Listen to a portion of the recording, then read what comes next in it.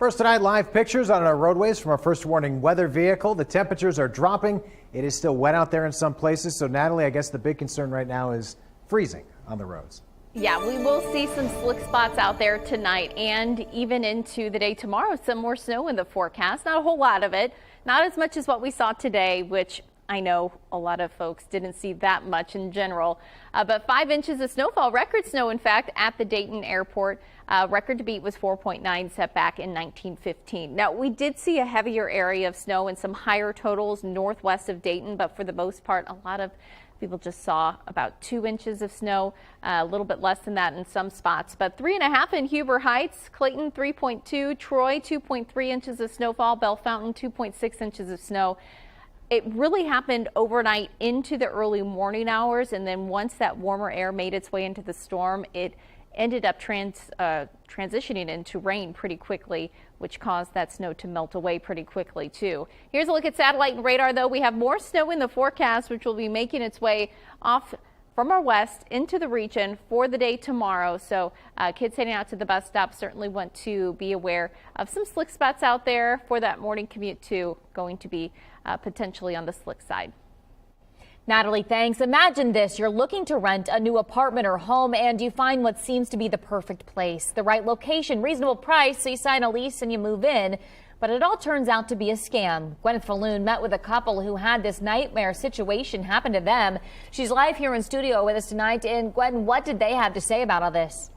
Megan, I spoke with a couple earlier today who told me they were just desperate for a place to live.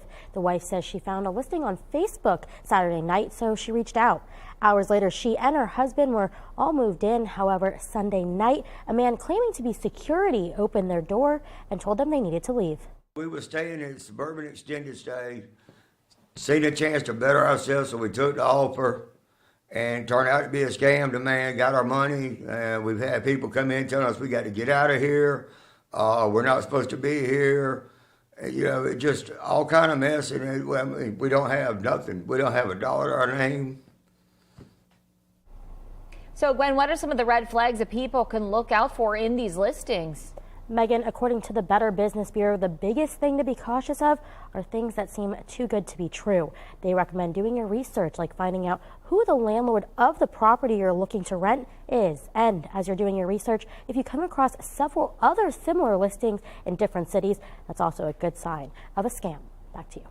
Gwen, thanks. 4 people are in the hospital tonight after being found unconscious in a pit in Dayton. Now, this happened along West Stewart Street. Investigators say the 4 men were using a pressure washer in a 12-foot deep pit that they were cleaning. Officials add that that area may not have been properly vented for that crew to be working and are now stressing ways to keep yourself safe when using equipment that exerts carbon monoxide. We'll start up a generator, sometimes put it inside or put it outside in an area where the exhaust then blows back in through a window, and that can cause high carbon monoxide readings in the house and cause illness to people inside. So you want to make sure that you take those precautions, look at which way the wind's blowing so that it doesn't blow back into the house, make sure that the generators are not set up inside the house in any way or shape or form that would cause that.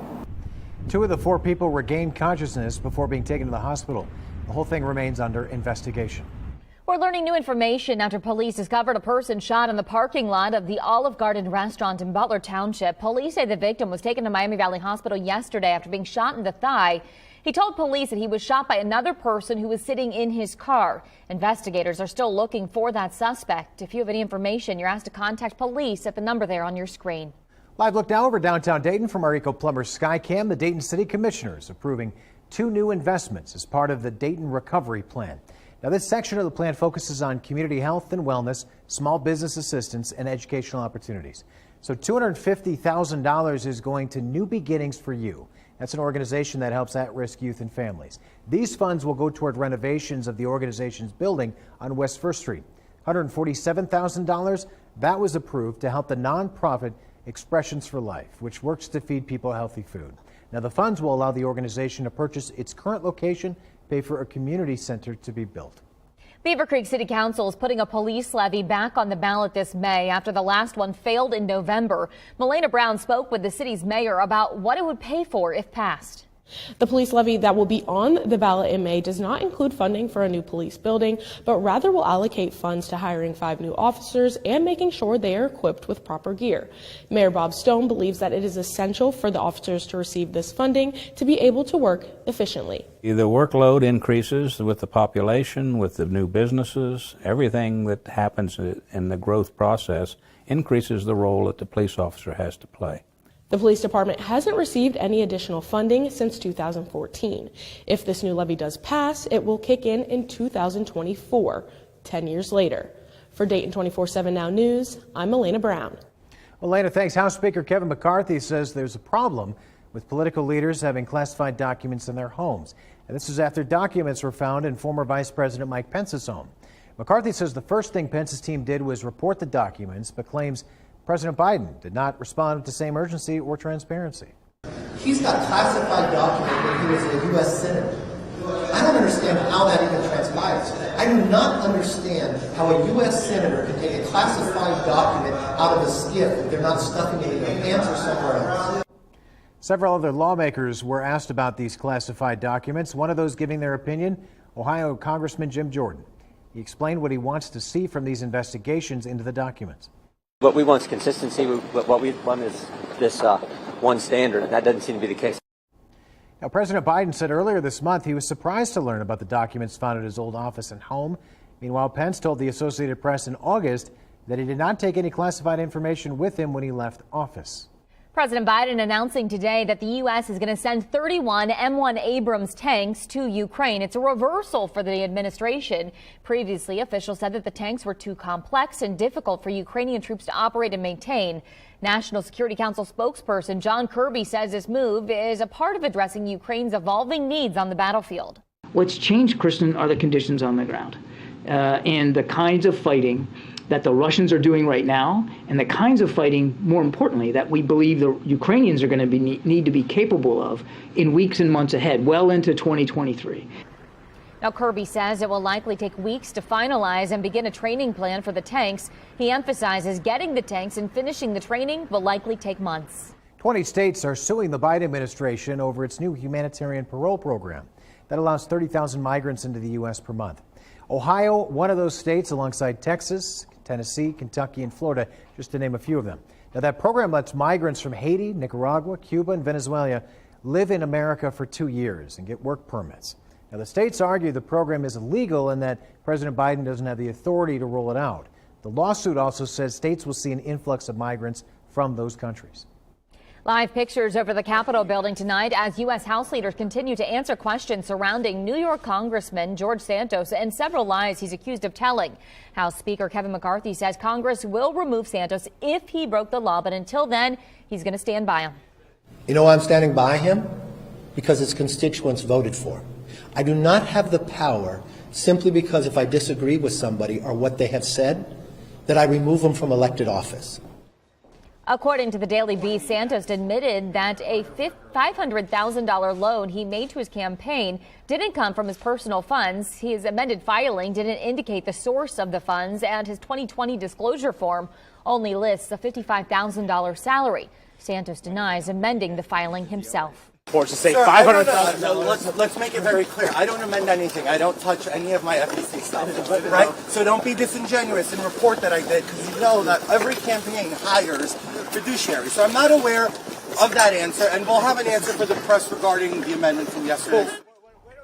Santos's finances and admitted fabrications are under federal and New York State investigation. More people than ever have signed up for health insurance through the Affordable Care Act. Record 16.3 million people now receiving coverage for this year.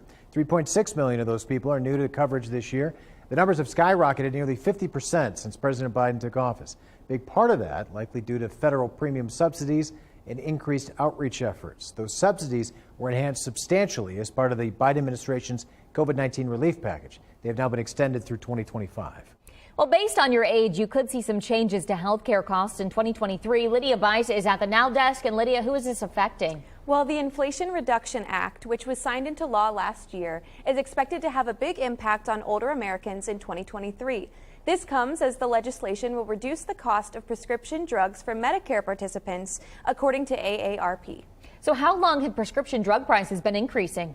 Well, AARP says brand name drug prices have grown faster than general inflation for more than a decade. So AARP has worked to convince lawmakers to put money back into the pockets of seniors. The law also comes with new and expanded benefits such as free vaccines. Back to you. Lydia, thanks. As the temperatures drop overnight, roads could freeze. And coming up, we take a ride with ODOT to see how they're preparing for the roads for safe travel. And a 6-year-old in Virginia accused of shooting his teacher in the classroom. Why the district superintendent has now stepped down as a result of the investigation. Plus, I'm tracking scattered snow showers across the area, how much we're expecting. That's coming up. Here's a live look from our Eco Plumber Skycam. You're watching Dayton 24/7 now.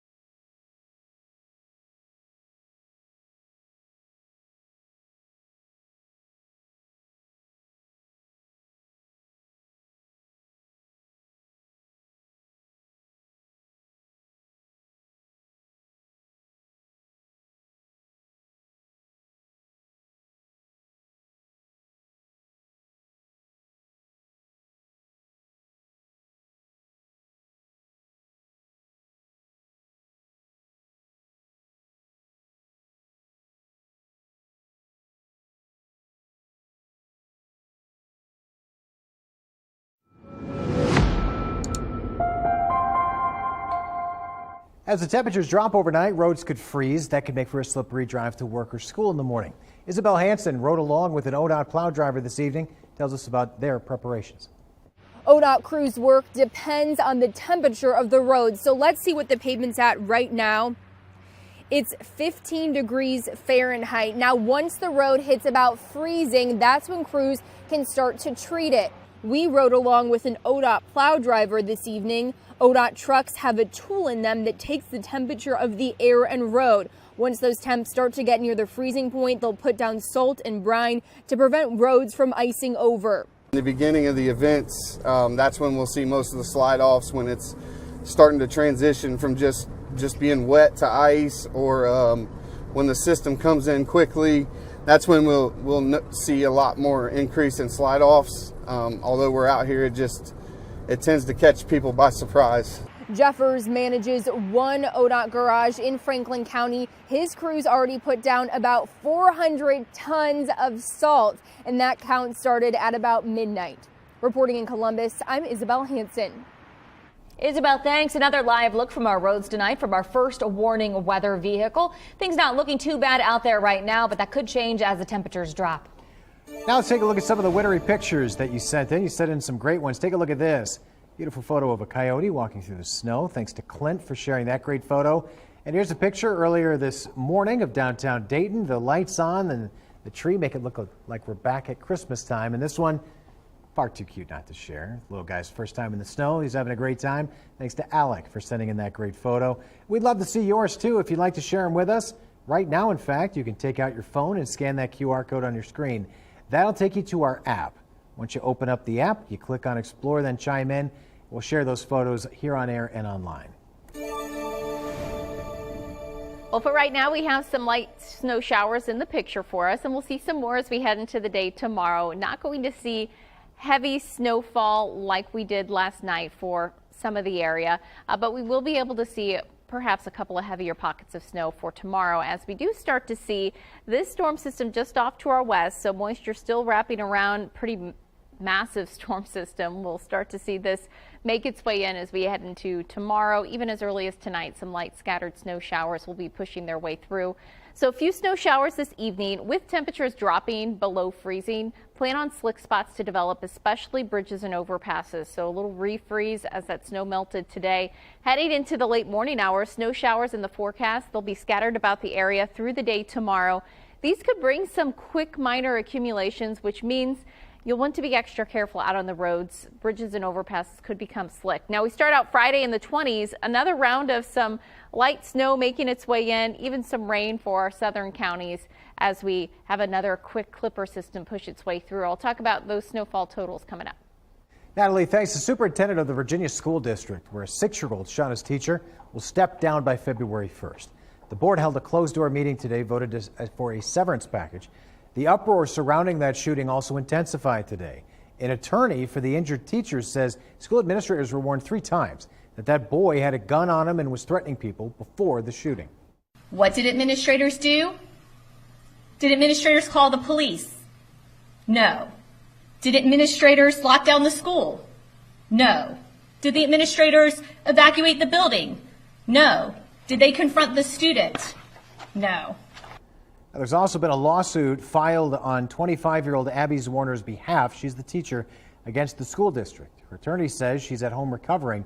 She also says 4 school employees approached administrators about concerns that the student had a gun in his pocket and threatened to shoot another student. The school system superintendent had said that the boy's book bag was inspected when he got to school that day, but a gun was not found. Opening statements are now underway on the trial of Alex Murdaugh. The South Carolina attorney is accused of killing his wife and youngest son back in 2021. Murdaugh has pleaded not guilty to murder. In his opening statement, the prosecutor said neither victim had any defensive wounds, as if they didn't see their attacker as a threat. Prosecutors accused Murdaugh of killing them to hide financial crimes that were about to be revealed. And the evidence is going to show it was a 1,000,000-to-1 shot. He could have survived that, but after that, another shot went up under his head and did catastrophic damage. Picked up that .300 Blackout rifle and opened fire on his wife, Maggie, just feet away. You're not going to hear a single witness say that their relationship, Maggie and Alex's relationship, were anything other than loving. Separate from the murder charges, Murdaugh faces 99 charges related to various other crimes, including accusations he defrauded his clients and former law firm of nearly $9 million. Hilliard police near Columbus are investigating reports of children being sexually assaulted at a church. The alleged assaults happened at Open Gate Church of God from 2012 to 2014. Police say multiple victims came forward saying they were assaulted before the age of 10. Now, police haven't filed charges and the church is under new leadership, so it doesn't involve current staff members. Police say parents can help protect their kids by having a frank and honest conversation with them. Keeping communication lines open is very important. Having those difficult conversations, purposely bringing it up, talk about what consent is. desensitizing that conversation so that it's more comfortable for the young person to come to their parent. Now, police are calling for any other victims of abuse to come forward. A live look from downtown Troy tonight. The road's looking pretty clear there. Most of the snow is gone at this point, but it could be making a return soon, Natalie.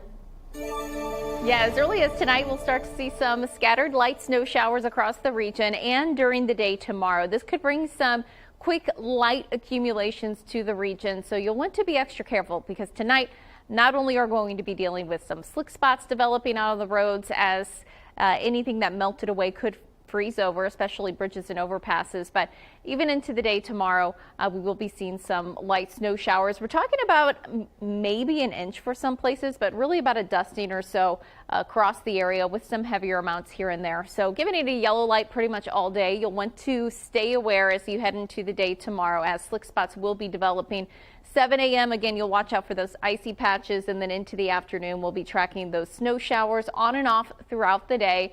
Coming up, I will have a look at our 7-day forecast because we will be tracking some more winter weather in the forecast as well.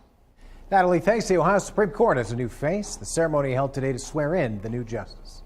You're watching Dayton 24/7 now.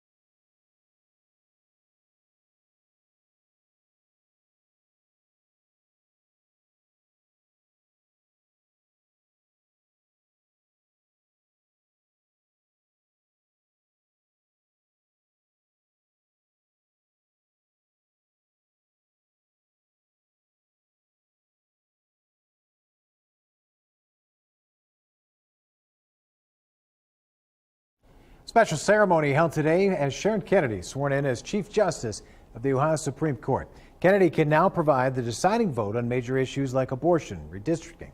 Kennedy and Maureen O'Connor were both Republicans, but they clashed bitterly over GOP redistricting plans. O'Connor voted against every one, leading to a series of 4-3 rulings that the maps were gerrymandered. Kennedy voted for every one. She says she's had the same philosophy since joining the court. That the next justice of the Supreme Court of Ohio must be someone who is vigilantly and strictly dedicated to the separation of powers, to exercise restraint and say what the law says, not what the law should be. Kennedy was the keynote speaker at the Greater Toledo Right to Life sold-out legislative breakfast in 2017, a couple days after the court agreed to hear the appeal of a Toledo abortion clinic. The Dayton Police Department is looking to honor one of its officers with the Steve Whalen Memorial Policing Award. That award recognizes an officer who demonstrates extraordinary commitment and service to the community. Officer Steve Whalen was shot and killed in the line of duty back in 1991 while trying to stop a shooting suspect. Nominations are being accepted on the city's website until March 15th. You can find the link in the web version of this story right now at Dayton247now.com. Well, Kroger is going to celebrate the grand opening of its Miamisburg store this Friday. Ribbon cutting scheduled for 8 in the morning at 255 North Heineke Road. The new location has $27 million of investment that will include a new Starbucks, sushi bar, and bistro seating area. There's also expanded sections like in produce, the bakery, and the Little Clinic.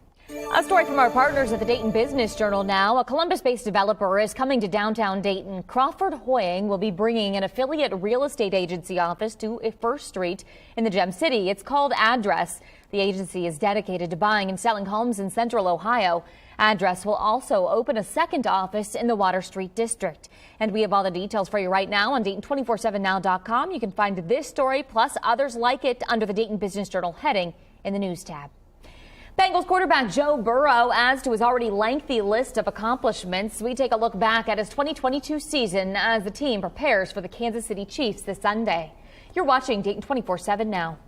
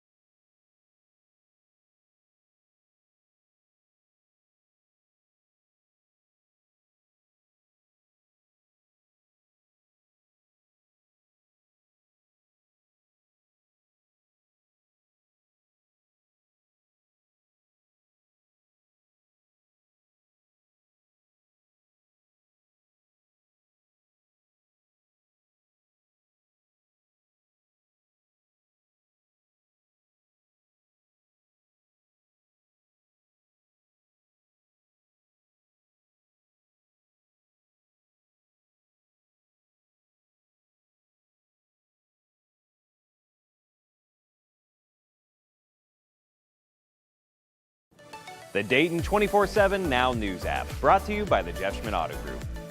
Bengals quarterback Joe Burrow was just named a finalist for the NFL's MVP award today. Burrow completed over 68% of his passes. His 35 touchdowns tied for second in the NFL behind Chiefs quarterback Patrick Mahomes, even though he played in one less game. Now, Burrow also added 5 rushing touchdowns. In only his third full season, he led Cincinnati to a second straight division title and a second consecutive AFC championship game. And as Cincinnati prepares for that championship game rematch with Kansas City, history might be on their side to make it back to the Super Bowl. The Bengals became the 4th team in NFL history that won both a home playoff game and a road playoff game in back-to-back seasons. The previous 3 who had done that went on to win it all. Not to mention the Bengals are 3-0 against KC over the last 2 seasons. But right now the team remains focused on the task at hand. We just pride ourselves on getting to the next game, and winning what's in front of us at the moment. So right now, we're preparing for the Chiefs and trying to get this win. Being through these long seasons and understanding where you might have been better if you had done something different off the field last year, and so I think guys have taken strides and taken that to heart. They'll have their shot at making it back when they head to Arrowhead Stadium this Sunday. Kickoff set for 6:30. Well, after the snow that we saw earlier today, we are officially ahead for the month of January. 9.3 inches of snow for January so far, so that puts us 2.6 inches ahead for January. Since the season, December 1st, we're just about an inch above that normal. Now, we do have some more snow on the way tomorrow. Scattered snow showers are going to be with us throughout the day. Could bring some light accumulations. We're talking about a dusting across the area, but either way, slick spots will be possible. Not only tomorrow morning, any refreeze, something you'll have to be monitoring for, especially bridges and overpasses, but we'll continue to see those scattered snow showers throughout the day on Thursday. Friday as well, we will